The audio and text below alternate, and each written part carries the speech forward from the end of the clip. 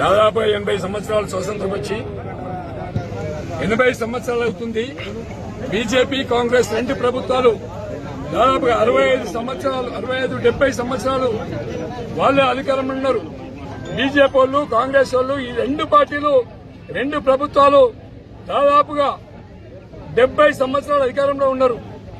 తెలంగాణ ప్రాంతంలో రైతులు ఆత్మహత్యలు చేసుకునేవాళ్లు, తెలంగాణ ప్రాంతంలో ఎడారులుగా ఉండేవాళ్లు. తెలంగాణ రాష్ట్ర ప్రజలు దుబాయ్కి, బొగ్గుబాయికి, బొంబాయికి కూలీ పని కోసం పోయేవాళ్లు. అలాంటిది తెలంగాణ రాష్ట్రం కోసం కేసీఆర్ గారు 14 సంవత్సరాలు పోరాటం చేసి కాంగ్రెస్ బీజేపీ అన్ని పార్టీల మెడలు వంచి తెలంగాణ ప్రజల యొక్క ఆకాంక్ష అయినటువంటి తెలంగాణ రాష్ట్రం సాధించింది. వచ్చిన తెలంగాణ వెంటనే హరిత తెలంగాణ కావాలి, తెలంగాణ రాష్ట్రంలో రైతు ఆత్మహత్యలు ఉండొద్దు, తెలంగాణ రాష్ట్రంలో ప్రతి ఎకరానికి సాగునీరు ఇవ్వాలన్నటువంటి తలంపుతోని అటు కాళేశ్వరం ప్రాజెక్టు నిర్మాణం మొదలుపెట్టారు.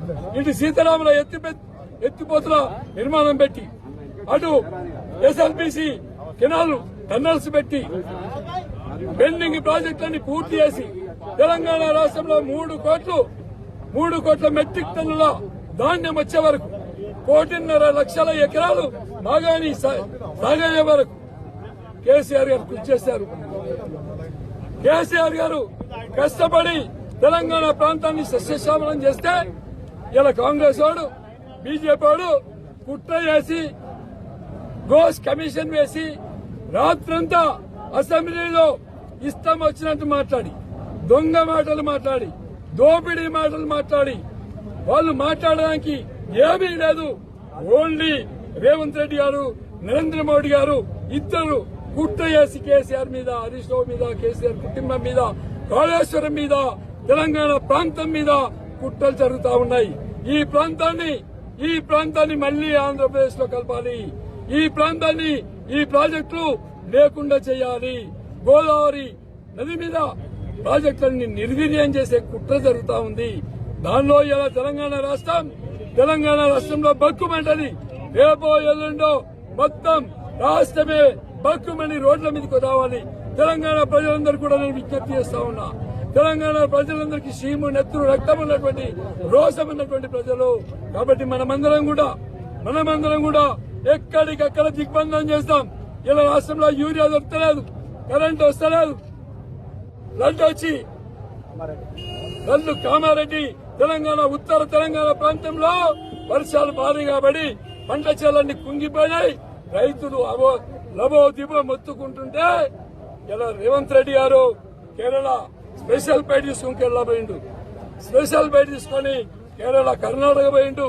మరి రేవంత్ రెడ్డికి ఈ ప్రాంతం మీద గాని, ఈ ప్రజల మీద గాని ఎలాంటి ప్రేమలైనటువంటి వ్యక్తి రేవంత్ రెడ్డి గారు గడ్డారంగా కేసీఆర్ మీద కుట్ర చేసే ప్రయత్నం జరుగుతా ఉంది.